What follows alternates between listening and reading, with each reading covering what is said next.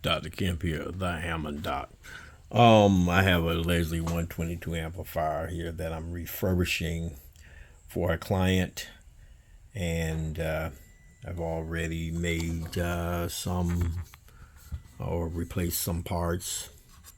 This 470 ohm resistor, the cathode bypass capacitor, beefed it up with 1,000 microfarad cap there. Gonna replace, of course, the can cap and these caps here, and these also as well. Cleaned up the wiring on this relay, but then I look over here and I can see that this power transformer is just burnt. Look at that, look at that. Look, all that leakage and burn. It's just crispy black. So I'll be replacing the power transformer, brand new power transformer from Sonics, Joe Druso. And I know this thing is gonna be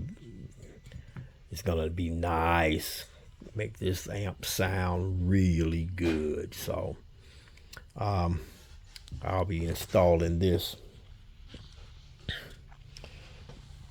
in there, and that's the next project, so I'll take care of that.